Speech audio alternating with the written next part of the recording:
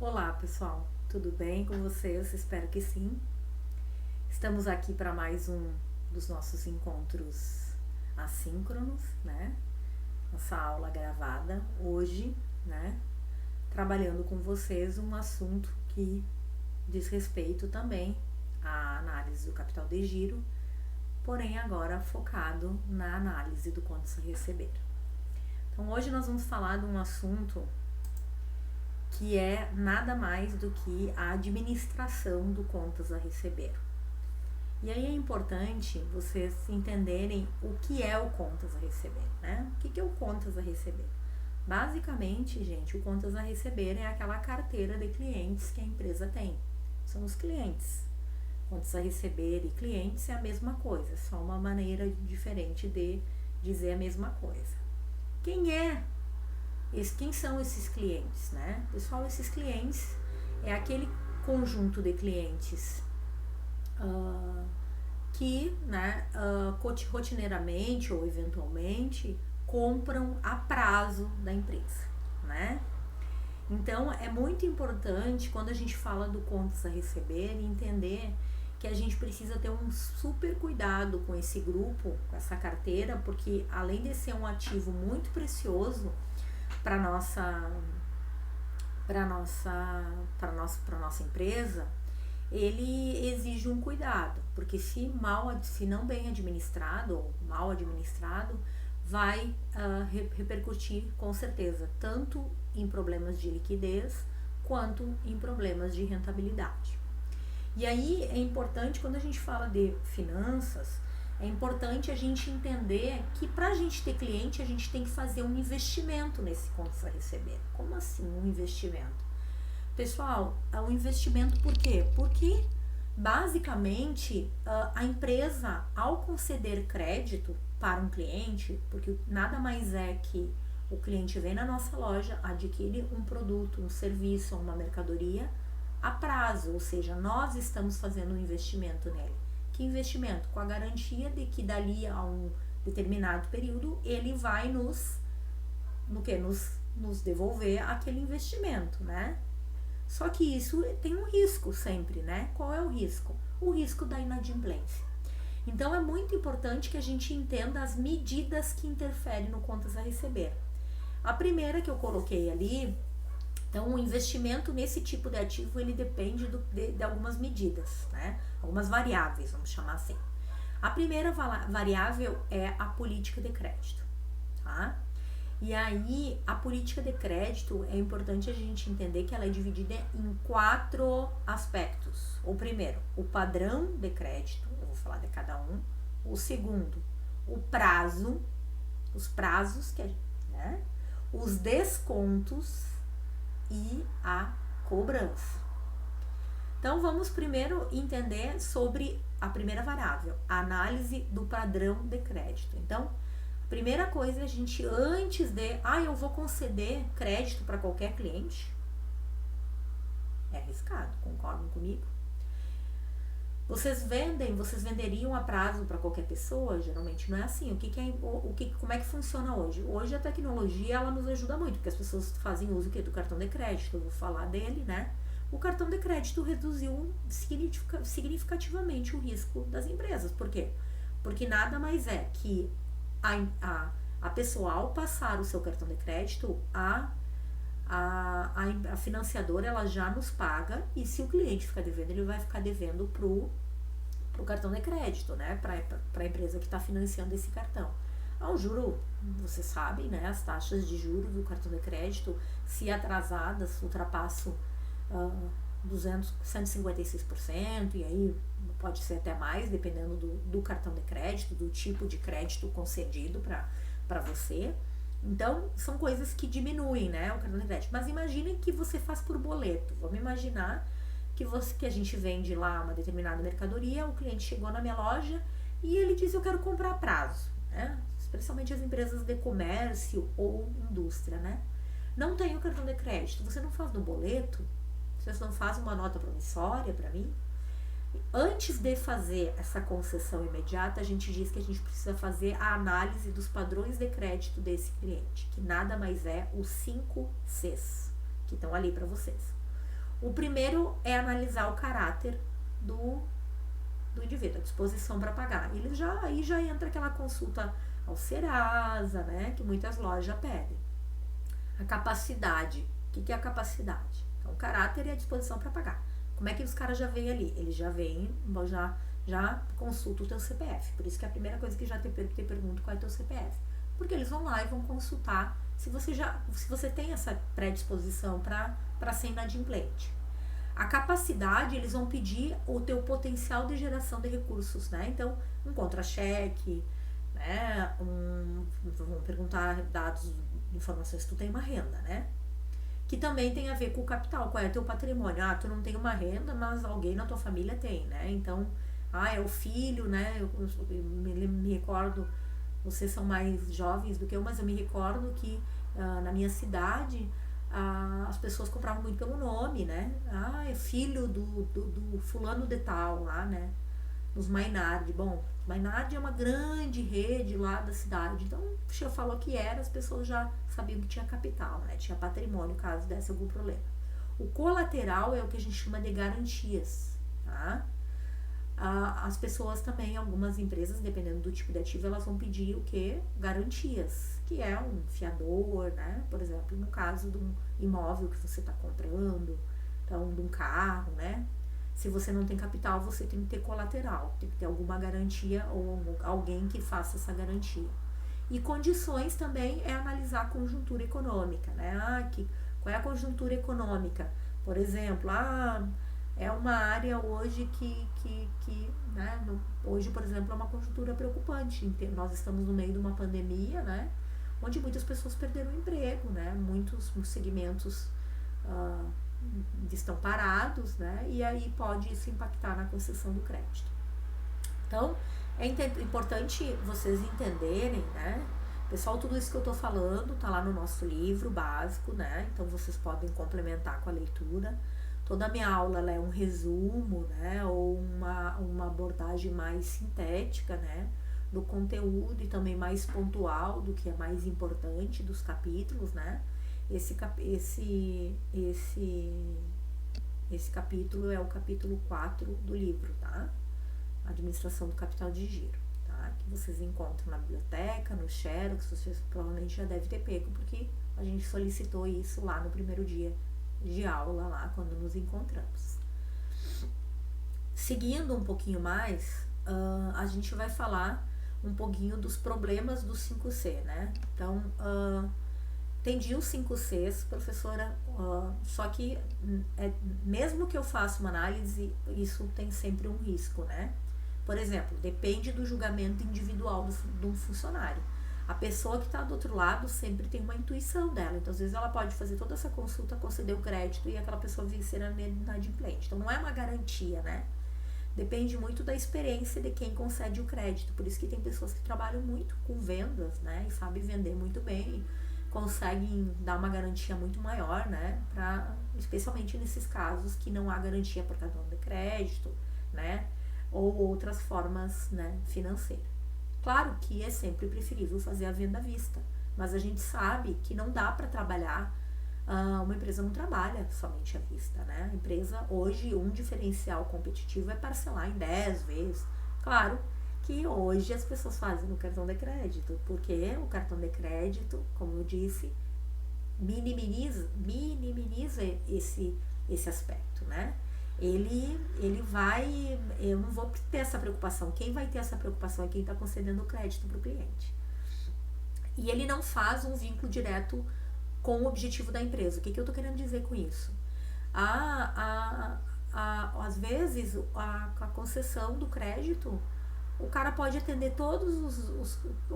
todos aqueles critérios ali, mas ele não tem nenhum vínculo direto com a empresa. O cara pode vir naquela situação, né, não se identificar com o objetivo da empresa. Então, e vir a ser um credor duvidoso, né? Na verdade, a gente chama de provisão para devedores duvidosos. Lembra dessa conta? A gente já falou dela, ela já apareceu em outros exercícios lá, quando a gente tratou da questão das demonstrações contábeis, né? Lá da análise. Na verdade, a provisão para créditos duvidosos, eu gosto de dizer assim, provisão para crédito, porque o devedor, ele não é duvidoso, a gente sabe quem deve, o que a gente não sabe é se ele vai pagar, né? Às vezes a pessoa não vai pagar tudo, paga uma parte, então não é a pessoa que a gente não sabe, é o crédito, né? O valor. Bom, aqui tem exemplos, né, de pontuação. Hoje, né, as empresas melhoram, existem softwares para isso, né? Mas é mais ou menos um pouco naquela lógica de ter dados e informações, né? Então, dados essenciais, comprovou dados, comprovou a renda, trabalha mais de 6 meses, residência própria, casado, desconhecido no SPC, né? Tem imóvel, rede comprovada, cônjuge, o cônjuge tem renda comprovada, mercadoria sem risco, né? Então, também aquilo que eu falei para vocês, tu não vai ficar perdendo muito tempo numa análise de um quanto você receber para vender uma bala, mas para vender um carro tu vai, né? Tem toda uma aprovação, é isso que eu quero destacar. Endereço no país, endereço de referência, funcionário, telefone, né? Ah, liga, você pede me dar 3 telefones, né? Para que 3 telefones? É todo esse sistema para ir pontuando. E aí hoje a concessão ela nos ajuda muito com a terceirização, né? Que eu já falei, isso minimizou bastante, nos ajuda muito porque a gente passou a transferir essa análise do crédito para o cartão de crédito. Então, sem sombra de dúvida, vender pelo cartão de crédito ficou muito mais fácil. Então, eu diria que é a primeira estratégia para conceder crédito. Outra maneira é a análise de discriminante, que nada mais é fazer uma série histórica, né? E segregar os clientes em carteiras, né? A, B e C. Os bancos trabalham muito com isso, né? Segregam, né? Os clientes. E há limitações, tá? Nessa análise de discriminante, porque às vezes mesmo o cliente sendo lá da categoria A, ele pode gerar inadimplência, né? Não há nenhuma garantia ou pode haver erro nessa discriminação de quais as categorias dos clientes. Outra maneira é a análise das demonstrações contábeis. Por exemplo, se eu estou concedendo para pessoa jurídica, banco para conceder, para vender, né? A empresa vai ampliar uma filial e vai financiar com o banco. Bom, então o banco pede a análise das demonstrações, né? Lembrem, quando eu falei de análise das demonstrações, os usuários, o banco quer particularmente saber se você tem liquidez para pagar aquele empréstimo. Então veja que isso é muito importante, dependendo novamente do ativo, do tipo de crédito que você está concedendo. Quem é o teu cliente, né? Qual é o ativo que está relacionado com isso. Bom, falei a próxima variável, prazo. Prazo é uma coisa também muito peculiar. Nós já aprendemos a calcular o prazo médio do passado, né? Que é o prazo médio duplicado CCB do ano 1 mais o ano 2, dividido por 2, né? Dividido pelas vendas a prazo, vezes 360. Então, dá um número de dias que, em média, lá o ciclo, para nós descobrirmos o nosso ciclo financeiro.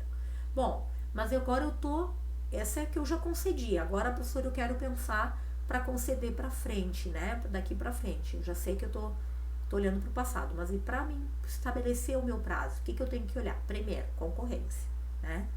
Às vezes a empresa quer conceder um prazo mais curto, um prazo, vamos dizer assim, a empresa quer conceder um prazo muito diferente do mercado. Não vai conseguir, porque, por exemplo, eu quero máximo 30 dias, mas o meu concorrente dá 60 e 90. Ele vai captar esses clientes, né? Então, a concorrência é importante. Característica e risco da empresa, né? Qual é o risco de conceder muito prazo? Qual é a característica? Por exemplo, mercado, né, gente? Mercado é uma coisa alimentícia. A área de alimentos é uma área muito, vamos dizer assim, sazonal, muito rápida, né? Sazonal. Tu não vai parcelar um rancho 10 vezes, né? Porque você consome aquele rancho no mês. Então, mas mesmo assim, hoje os mercados para atrair, porque a concorrência está tão difícil, eles parcelam 30, 60 e 90, né? Podem observar isso. A natureza do produto, que é o que eu falei, né? Um carro tu parcela em 5 anos, um apartamento em 20 anos, mas e o mercado? Não vai conseguir, né? E muito, muito, muito importante, que nós já conversamos, é sempre comparar com o prazo de pagamento dos fornecedores, para que evitar aquele ciclo financeiro invertido. O que é um ciclo financeiro invertido?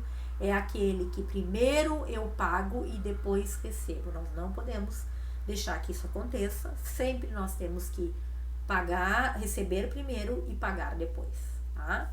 Então, o prazo é uma variável bem importante.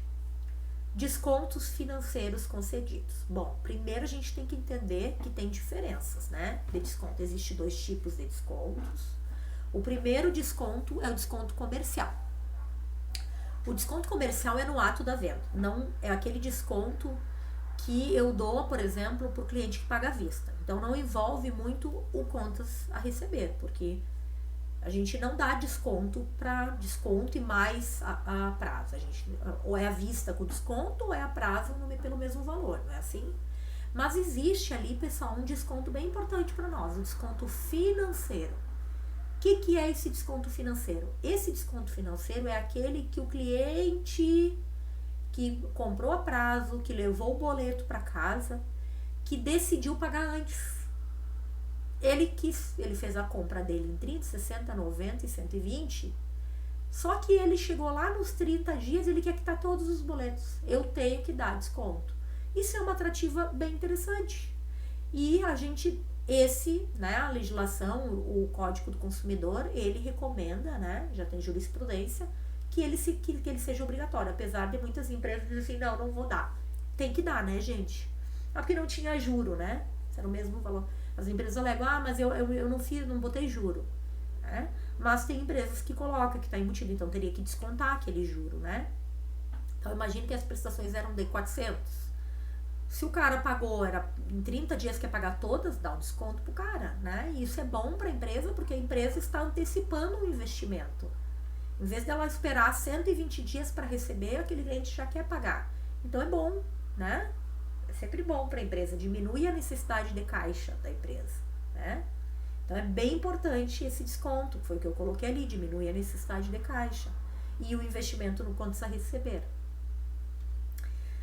A política de cobrança, né? É outra variável importante. Bom, sempre definir critérios de cobrança, né? E aí o modelo é o modelo da idade cronológica dos títulos. O que é esse modelo? Pessoal, a gente sempre deve ir cobrando, né? Aí toda empresa deve ter um setor de cobrança, principalmente se tem um volume muito grande de clientes, para não deixar clientes vencidos há muito tempo, né? Sem cobrar. Então, às vezes você vai fazer uma análise das empresas e você observa assim, que tem créditos vencidos há 2, 3 anos e que a empresa parou de cobrar, porque acha que não vai receber. Tem que ter uma política de cobrança, né? O que é uma política de... Por exemplo, deu 30 dias, o cliente não pagou, dá um prazo ali, 2, 3 dias cobra. Mais 2, 3 dias cobra de novo, né? E sempre cobrando, porque é uma maneira, de certa forma, de tentar recuperar esses inadimplentes. Agora, se vocês passarem 30, 60, 90 dias para começar a cobrar o cliente já esqueceu, né? Ele vai dizer, mas por que tu não me cobrou antes, né? Aí tu vai querer cobrar um juro dele referente a 60, 90 dias. Ele vai, né, questionar e muitas vezes tu não vai recuperar esse investimento. Então é muito importante que as empresas que têm um volume alto de contas a receber mantenham um setor de cobrança e que ele cuide e atente para a idade cronológica dos títulos, tá? Que é aquilo que eu falei, que eles, né, manter a cobrança de todos, mas sempre cuidar com os mais antigos. Bom, a gente tem agora que comentar um pouquinho sobre as medidas financeiras que envolvem o contas a receber. A primeira medida é o próprio investimento no contas a receber. Bom, se eu vou ter 1 milhão de contas a receber, eu vou estar financiando esse investimento. Outra coisa que eu preciso entender é que existe um investimento não só no contas a receber, mas também eu vou ter gastos com... Para mim ter contas a receber, eu tenho que ter estoque, eu tenho que ter o produto. Concorda comigo? A não ser que seja serviço não é estoque. Ou mercadoria, ou produtos acabados. Então, para a indústria e comércio, sempre precisa ter um estoque. Então, antes de ter o cliente, eu ainda tenho um investimento no estoque. Eu vou ter que ter um investimento em despesas com cobrança e eu ainda vou ter um gasto com créditos duvidosos. O que? Sempre uma margem dos clientes não pagam as empresas. Bom seria que a gente não tivesse essa margem, mas sempre tem. É raro as empresas que não têm pelo menos 1% de... Né? E isso varia muito. Tem empresa que chega a inadimplência altíssima, é um super problema financeiro nas organizações, a inadimplência dos clientes. Então essas medidas financeiras, pessoal, são medidas que vão interferir na nossa política de crédito e que nós devemos estar atentos para definir se melhoraremos, mudaremos a política de crédito. Então aqui eu quero mostrar um pouco a relação entre os padrões de crédito, aquelas medidas aqueles padrões lá, né, e as medidas financeiras. Então, olha lá. A primeira medida financeira que eu estou mostrando ali, agora é importante vocês olharem o slide lá, os quadrinhos, para vocês compreenderem o que eu estou dizendo. Então, imaginem que vocês têm uma empresa que trabalha com um padrão frouxo de crédito. O que é um padrão frouxo de crédito? Ela não analisa aqueles 4C. Qualquer pessoa que pede, ela dá uma duplicata, depois ela se vira para cobrar. O volume de vendas aumenta, a despesa com crédito aumenta e o investimento no valores aumenta. Já uma empresa que tem padrão mais restrito, o volume de vendas diminui, porque tu não vai dar crédito para qualquer um, a despesa com crédito vai ser menor e o investimento no quanto você receber vai ser menor. Então eu quero mostrar essa relação de proporcionalidade entre uma decisão e outra. A próxima medida é prazo amplo e prazo curto. Se eu dou bastante prazo, sou uma empresa que eu concedo e muitas vezes para pagar, o volume de vendas aumenta, a despesa de crédito aumenta, o investimento em valores a receber aumenta. Agora, se eu sou uma empresa que eu concedo menos prazo, o volume de vendas tende a diminuir, a despesa com crédito não vai ser tão alto, porque eu não estou concedendo tanto crédito, e o investimento no quanto você vai receber também vai ser um pouquinho menor, porque eu não, né, a tendência, né, gente, isso não é uma regra, mas é um comportamento esperado, é que o investimento seja menor. Agora vamos dar uma olhada nos descontos. Cuidado com os descontos. Que desconto que eu estou falando aqui? O desconto financeiro. Quanto mais desconto eu der, mais volume de venda eu vou ter. Menos desconto, menos volume de venda. A despesa com crédito, ela diminui, porque eu não vou ficar esperando para receber. Mais desconto, menos despesa, menos desconto, mais despesa. Mais desconto, menos valor no quanto você receber. Imaginem que eu digo para vocês, olha, eu te vendo 30, 60, 90 e 120. Agora, se tu pagar antes, eu te dou um desconto de 15%. Opa, então pode ser interessante. Veja que o investimento é uma maneira de antecipar esse investimento, tá? Então, veja que as medidas, elas são, aqui um comportamento nas outras medidas era tudo mais e que menos. Essa não tem um comportamento tão esperado. Simples, é só a gente pensar e vocês compreendem perfeitamente. Próxima, a cobrança. Uma empresa que tem cobrança liberal, ou seja, não fica cobrando muito, a gente não tem essa política, cara pagou, depois a gente vai ver. Cobrança liberal, a tendência é aumentar o volume de vendas se o cliente souber. Despesa de crédito muito maior e o investimento no quanto você receber alto. Se tem uma cobrança rígida, a tendência é que o volume de venda, a despesa de crédito e o investimento no quanto você receber diminua, né? Porque você vai ter mais rigor para fazer para concessão desse investimento. Bom, além da gente compreender essa parte teórica, as medidas, o comportamento delas, eu queria mostrar para vocês a parte prática, tá? Que tá lá no capítulo, tudo isso que eu tô falando tá lá, aqui eu estou fazendo um breve resumo para que vocês tenham uma compreensão melhor. Então, para estudar a alteração numa política de crédito, uma alteração, vocês trabalham numa situação e vocês querem alterar. Para vocês decidirem se vale a pena, sempre, pessoal, vocês têm que fazer uma análise da lucratividade da proposta. E ela sempre tem que ser maior que o investimento. Então, vamos entender. Se a lucratividade for maior, aceita fazer a alteração. Se a lucratividade for menor, então não vale a pena. Vamos fazer isso pragmaticamente. Eu estou dando um exemplo ali. Imagine a situação atual. A empresa é uma empresa A, uma empresa exemplo, ela vende 5 mil reais. Tá ali, 5 mil reais em vendas. Sendo que a metade é a prazo, a outra metade é à vista. Então, 2.500 a prazo, 2.500 à vista. Os custos variáveis, o que é custo variável? Aquele que varia de acordo com o volume vendido. É 2.500. E os custos fixos é 1.000. Aqueles que não variam de acordo com o volume vendido, que são fixos. Esta empresa ela tem 1% de venda, 1%, perdão, de devedores duvidosos, de créditos duvidosos. E o prazo médio é de 30 dias para os clientes pagar. Bom, a gente está pensando em aumentar o prazo de recebimento de 1 para 2 meses. Então, fazer 30 e 60. Vamos fazer? Dá para sair fazendo isso? Nunca sair fazendo isso sem antes fazer essa análise de viabilidade que eu estou ensinando para vocês. O que é essa análise de viabilidade? É aquilo que eu estou dizendo, avaliar a lucratividade da proposta e o investimento da proposta. Se for rentável, faz. Se não for, não faz. Então, o que aconteceria? Então, a empresa está naquela situação, a gente estuda que a venda, se eu vou dar mais prazo, vai aumentar de 5 para 6. A metade continua sendo a venda a prazo, ela não é mais a metade, ela vai para 60%. Ou seja, eu vou vender mais a prazo, claro, porque eu estou dando mais prazo, então a tendência é que o cliente aproveite isso. Os custos variáveis, como são proporcionais, eles de 2.500 eles vão para 3.000. Então, eles aumentaram em 500.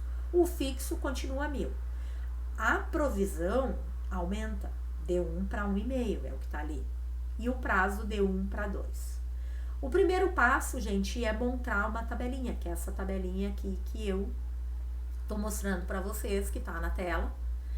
A situação atual, a proposta e a diferença. Gente, tem que montar essa tabelinha para conseguir tomar a decisão. A situação atual, então, tá ali a tabelinha. Hoje, atualmente, a receita é 5.000, ela vai para 6.000. Portanto, a empresa vai ter um ganho de 1.000, uma diferença de 1.000, um aumento de 1.000 na receita. O custo variável de 2.500 vai para 3, então tem um aumento de 500. A PCLD é 2%, 1% na primeira situação, dos 2.500, que é a metade da venda a prazo. Então, vamos calcular lá do dia que saiu aqueles 25, 2.500, 1%. Tá aqui, 25. Prof, ícone do 54. Lembrem que a venda ela foi para 6.000 e agora é 60% a prazo. 13.600, 2%.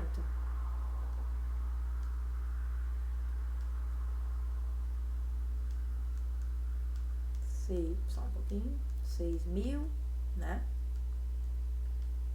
6.000, 60%.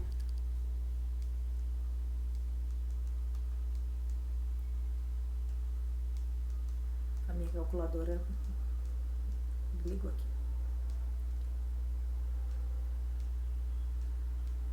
Então, 6.000 reais. Vamos zerar. F, FIND, F, REG, G, END. 6.000. Não liga.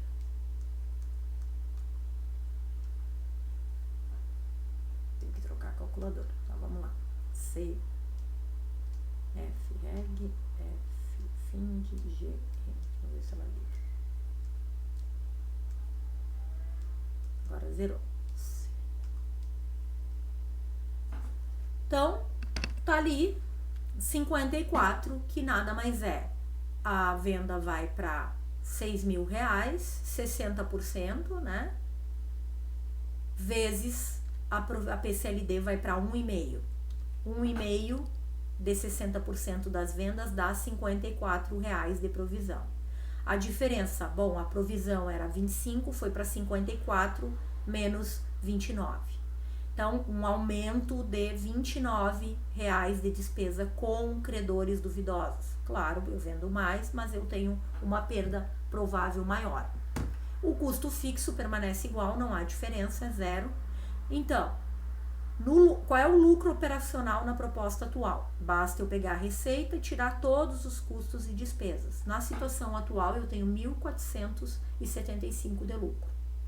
Na nova situação, o meu lucro aumenta, vai para 1.946. O que a proposta gerou a mais de lucro? A proposta gerou para nós 471 de lucro. Então, vocês poderiam me dizer, professora, aceita. Vou ter R$471 a mais? pessoal, não é somente, lembrem que eu falei análise do lucro e do risco. Para fazer uma análise do lucro, do lucro e do risco, eu tenho que analisar a rentabilidade dessa proposta. Só falar que ela é lucrativa, eu já esperava que ela fosse, né? Por isso que eu tô querendo dar mais prazo.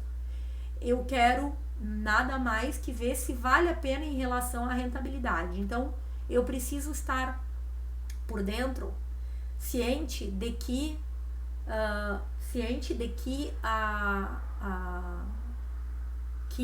eu tenho que comparar se aqueles 470 a mais é mais rentável do que eu pegar o mesmo investimento e de risco semelhante, né? Na poupança, numa aplicação, onde que eu colocaria esse dinheiro, ele é mais rentável. Aqui eu estava tentando fazer na minha HP desligou ali, né? Não tá voltando, mas eu tenho separado aqui para vocês, né? 50%, o custo variável foi calculado aqui. Então ele é na proposta atual é 2.500, na nova proposta é 3.000. A PCLD, aquilo que eu mostrei aqui, é 1% da metade das vendas, que é 2.500, e 1,5% de 60% das vendas, que é nova, agora foi para 6.000. Isso dá os 54. Bom, a análise do investimento, como é que eu faço, prof? Então eu preciso ter quanto que a empresa vai investir a mais do que ela já investe, exatamente. Então como é que a gente calcula o investimento da proposta? O investimento da proposta, gente, ele pode ser calculado de duas maneiras. Vou mostrar primeiro para vocês essa aqui, investimento atual. Então, o investimento atual da empresa nada mais é que a venda a prazo vezes o prazo. 2.500 é o que eu dou para o cliente, vezes um mês, dá os 2.500. O investimento da nova proposta é a venda, o que eu espero vender, né? A participação da venda a prazo, então 6.000 vezes 60%, né? Não é mais 50%, é um pouco mais, vezes 2 meses. Então, agora o investimento é de 7.200. O investimento adicional, então, é de 2.500 eu já invisto. É a diferença, 7.200 menos 2.500. Eu vou fazer um investimento adicional de 4.700. Bom, agora que eu sei calcular o investimento, o que eu vou comparar? Eu vou comparar o investimento em relação à lucratividade. Só que, pessoal, neste investimento está embutido lucro. Então, vamos dizer, eu preciso retirar o lucro, a expectativa de lucro que a empresa espera ganhar. Concordam comigo? Então, quando eu dou 2.500 para o cliente ali, de possibilidade dele me pagar daqui, não tem lucro nessa? Claro que tem. Então, vamos descobrir só o que é investimento de custo real para a empresa. Como é que a gente faz? A gente tem que tirar a parcela do lucro. Para isso, tem uma fórmula que está aqui. O investimento real em duplicados a receber nada mais é que a venda a prazo dividido pelas vendas totais vezes o custo total dividido... a venda a prazo pelas vendas totais, então a parcela de venda a prazo, né? Vezes o custo total vezes o prazo. Então, olha lá, vamos calcular o investimento atual sem lucro. 2.500, que é 50%, dividido por 5.000, né? Vai dar 50%, 0,5. Vezes o custo. Qual é o custo? O custo total, custo variável mais custo fixo. 2.500, ó. 2.500, ó. Qual é o custo? Vamos somar todos, vamos voltar lá para a planilha. 2.500 os custos e despesas, né, gente? A provisão também é um custo, dá uma despesa com venda, né? 2.500 mais 1.000 dá 3.500, mais 25, 3.000, tá lá o valor. Vou voltar lá, só para mostrar para vocês de onde é que saiu esses 3.525. Todos os custos, vezes um mês. O investimento real não é 2.500, é um pouquinho menos, porque naquela parcela tem lucro. É 1.763. Então, pessoal, observem como é interessante, tá? O que eu tô mostrando aqui para vocês é quanto que efetivamente a empresa está dando pro cliente, que é custo dela. Caso ele não pagar, né? Claro que não está considerando o lucro. Então, é custo real. O lucro é aquilo que a gente espera ganhar a mais, né? Em relação àquele investimento que a gente está fazendo. Vamos ver o investimento real da nova proposta. Mesma lógica. O percentual de vendas a prazo, 60%, de 6 mil, que dá 13.600. Vezes os custos totais. Vamos ver os custos totais na proposta 2. Tá lá naquela tabelinha que a gente montou. 3 mil mais 1.000 mais 54. Então, dá 3.054.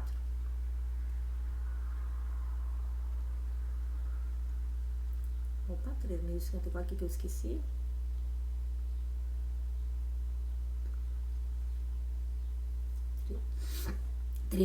É 4.054, perdão. Custo variável é 3, o custo fixo é 1.000 e a PCLD é 54. Então, tá aqui o valor dos custos totais.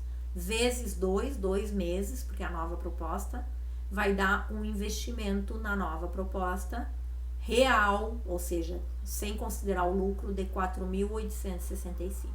Veja como aumentou o investimento da nova proposta. A diferença é o investimento marginal, que a gente chama. O investimento marginal é aquela margem a mais que eu vou ter que incrementar no meu cliente. Então, se eu já concedia para ele 1.763 de investimentos reais, mais 4.865 que eu estou na nova proposta, a diferença é o que eu vou investir além, que está ali 3.102.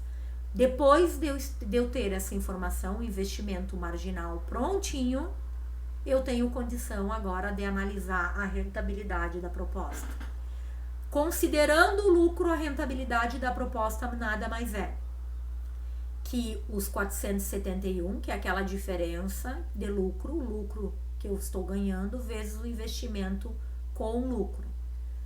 Né? O investimento, considerando o lucro, é de 4.700, ou seja, eu tenho uma rentabilidade de 10%. A gente nunca faz análise com base considerando o lucro, a gente faz a análise considerando o custo para a empresa. Então, a análise ideal é a segunda. 471 mil continua sendo igual, a lucratividade é a mesma da proposta, a gente já sabe que a empresa, caso ela mude de 1 para 2 meses, ela vai ter um investimento aí de 400 e um ganho, né, um lucro de 471 e um investimento marginal de 3.102, ou seja, essa proposta vai gerar uma rentabilidade de 15%. Bom, agora eu tenho a informação completa. Aí a pergunta, que não quer calar, professora, eu tenho esses 15%, então vou adotar a política. Se você achar que essa rentabilidade está boa, você vai adotar a política. Se você investir numa outra coisa que não corra, por exemplo, imagine que você invista na poupança, que a poupança estiver dando mais que isso, então invista na poupança, que é muito menos arriscado do que conceder crédito para cliente. Concordam comigo? Então, esta é a análise. Vocês precisam, depois de calculado a lucratividade, o investimento, comparar isso e ainda refletir se esse percentual é de interesse da empresa. Tá? Se for positivo, então vocês vão dizer, pode mudar a política. Se não for, se vocês acharem que esse investimento não é rentável, então vocês não mudarão a política. Pra gente, pra praticar um pouquinho, né? Eu vou fazer um exercício com vocês aqui, né? Aqui tem um enunciado pra gente aperfeiçoar um pouquinho mais. Uma empresa está avaliando os benefícios econômicos em afrouxar uma política de cobrança, principalmente pelas elevadas despesas de cobrança que vem normalmente ocorrendo. Atualmente, essas despesas atingiram 8% das vendas. Estou lendo aqui o enunciado para vocês estão acompanhando aí. Estima-se que uma maior liberdade na cobrança eleve as vendas a prazo de R$15.000 para R$17.000. não se verificando nenhuma influência no montante das vendas à vista. Da mesma forma, espera-se que a provisão para devedores duvidosos passe de 2% para 3% das vendas a prazo. E as despesas com cobrança baixem de 5,5%, baixem para 5,5%. Então, de 8% vai para 5,5% das vendas a prazo. Os custos e despesas variáveis relativos com a produção e despesa administrativa permanecerão fixos em 45% das vendas totais. Assim como as despesas gerais do departamento de crédito em 4% das vendas a prazo. Não esperam-se iguais alterações nos custos e despesas fixas. E estudos prospectivos ainda estimam em 8 milhões, perdão, a professora estava falando em 15 milhões, tu tá em tudo em milhões, né? Eu falei em 1.000. 8 milhões o montante de investimento marginal. Ó, já deu o investimento marginal para nós, em valores no conta a receber, decorrente de uma maior liberdade da política. Pelos dados e informações apresentados, pede-se o lucro marginal e o retorno marginal, admitindo-se que o investimento necessário seja financiado integralmente com recursos monetários disponíveis no ativo da empresa. 2. Considere o custo de oportunidade de 12% no período. A conveniência econômica da proposta de afrouxamento, então ele está te dando uma base comparativa, né? O custo de oportunidade. O que é o custo de oportunidade? É aquele custo mais atrativo para você comparar a proposta. Caso a empresa deseje financiar seu investimento marginal através de uma operação de captação, hoje ela vai financiar 100% com dinheiro próprio. Mas caso ela queira captar num banco, fazer um financiamento, um empréstimo, determine o custo máximo que a empresa pode incorrer para pagar a proposta, que a empresa incorreria para que a proposta seja considerada atrativa, ou seja, quanto que ela deveria pagar para o banco para que ainda a proposta dela seja atrativa. Então vamos responder. Eu montei uma resolução aí para vocês, né, gente? Tá? Então ali, para encurtar numericamente, está em milhões, então situação atual em R$1.000, né? Que vai dar milhões de reais. Situação atual. Lembrem da tabelinha atual, nova proposta e diferença. Então, na situação atual, a venda é 15 milhões. Na nova, 17 milhões. Tem um aumento de 2 milhões. Os custos e despesas variáveis, mais as despesas administrativas, é 45% do total. 45% de 15 milhões dá 6.750. 45% de 17 milhões dá 7.650. Então, há um aumento aí de R$900 mil de custos e despesas variáveis aí por causa dessa nova proposta. A provisão para crédito de liquidação duvidosa, ela é 2% das vendas a prazo, que é 15 milhões. Então, nós temos R$300 mil aí de crédito duvidoso na situação atual da empresa.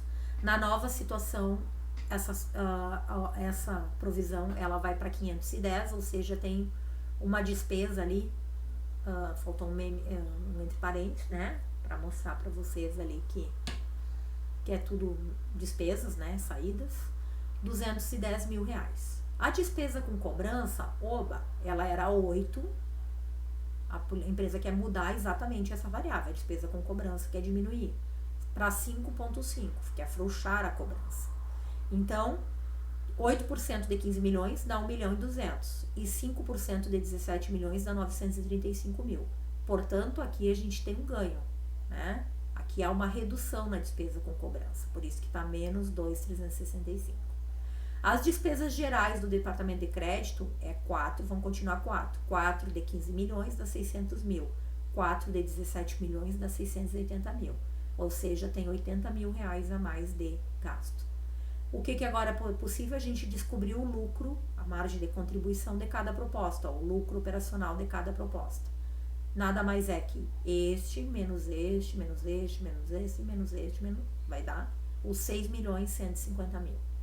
Já na situação nova, nós temos uma margem de contribuição de 7.225.000. Portanto, a diferença de uma para outra é um lucro de 1.075. Então, eu já tenho condição de responder a letra A. Qual é o lucro marginal da nova proposta? 1.075.000. O retorno marginal da nova proposta nada mais é que este lucro, né, que é a margem de contribuição adicional que eu estou tendo, dividido pelo investimento que já me foi dado, o investimento marginal, me foi dado no enunciado do problema, que era 8 milhões. Não precisei calcular. Portanto, a proposta me dá uma rentabilidade de um retorno marginal de 13,4%. Pessoal, olhem que interessante. A proposta, ela é lucrativa e ela é rentável. Agora eu tenho, já respondi a 1. A 2, o que a 2 perguntava para nós? Considerando um custo de oportunidade de 12, a proposta deve ser adotada ou não? Qual seria a resposta de vocês? Sim, né? Por quê? Porque se ela tá dando 13 e o melhor investimento fora esse daria 12, essa proposta é mais rentável. Então, eu deveria aceitar.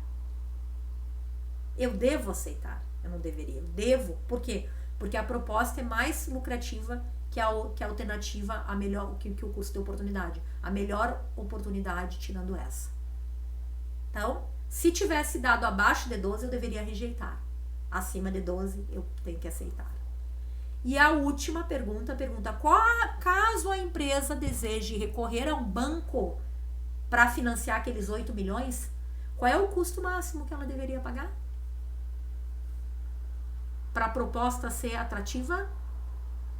Menos que 13,4. Sim, prof, menos que 13,4. Menos que 13,4. Ou mais ainda, prof. Vocês poderiam comparar com o custo de oportunidade. Ah, mas, prof, então teria que ser menos que 12, porque 12 eu vou, mas 12 vocês teriam que financiar. Então, vocês podem ter duas respostas. Caso ela adotasse a proposta, porque ela é atrativa, para ela continuar sendo lucrativa, o custo anual desses empréstimos não poderá ultrapassar 13,4 e preferencialmente ser inferior a 12. Por quê? Porque tem um custo de oportunidade de 12, então de 12 para baixo já é atrativo para a empresa. Então, esta é a resposta correta. Menos que 12. Seria isso a nossa aula de hoje. Espero que vocês tenham entendido, né? Agradeço a disposição aí de vocês em me ouvir. Voltem, tirem suas dúvidas. Agora eu deixo, olhem quantas vezes for necessário, né? Imprima os slides, tomem anotações. E agora eu deixo uma lista de exercícios aí para vocês praticarem, né? Voltadas à administração do contas a receber. Não se esqueça também de fazer a leitura do capítulo, né? E participarem da aula Tira Dúvidas. Muito obrigada e até o nosso próximo encontro.